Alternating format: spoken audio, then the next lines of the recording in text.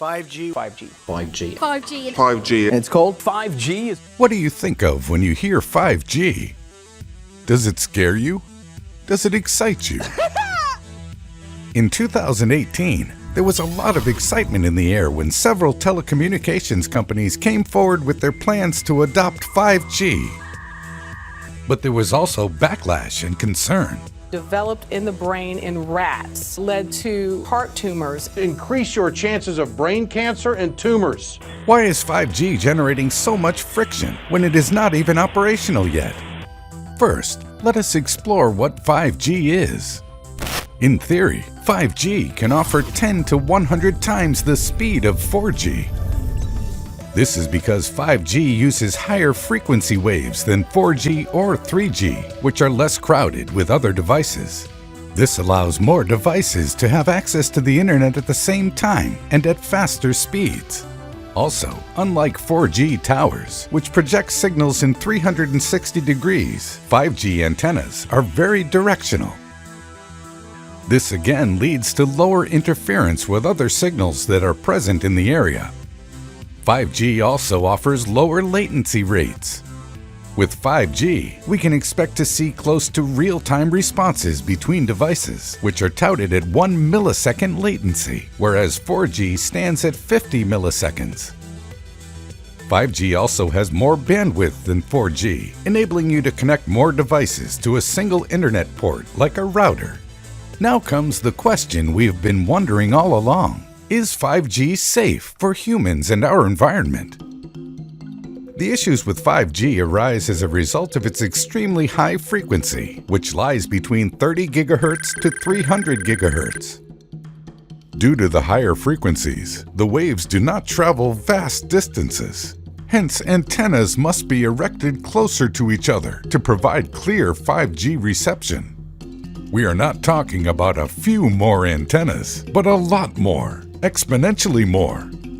Will these antennas pose health and environmental risks? Wireless companies and even government agencies such as the Centers for Disease Control and Prevention and the United States Environmental Protection Agency believe that radio waves produced by 5G are safe, and they could be right. 5G networks use microwave and millimeter wavelength radiations, which are considered non-ionizing and don't produce the kind of energy that directly damages cells. It is ionizing radiation that is the harmful form. The energy from ionizing radiation can pull apart atoms, and as such, it's known to damage cells and cause cancer.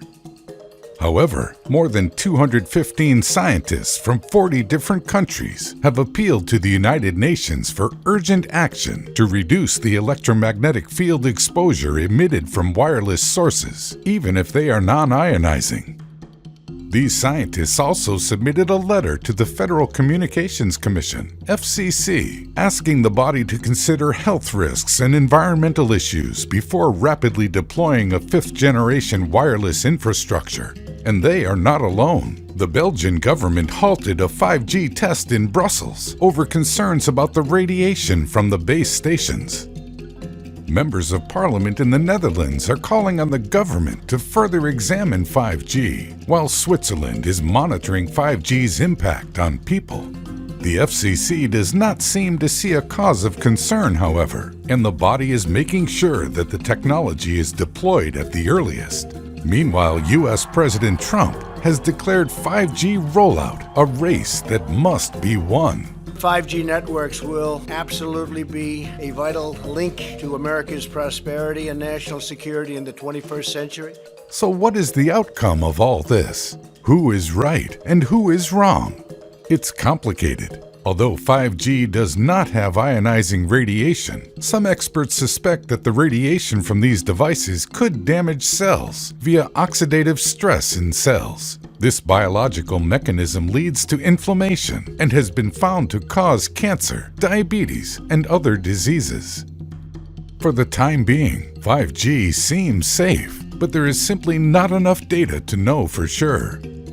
If you are concerned, you can sign a petition to halt the deployment of a 5G wireless network until a proper framework and guidelines considering health hazards and environmental effects are prepared. Before we make our homes, businesses, and cities smart, it's important to make smart decisions when adopting new technology.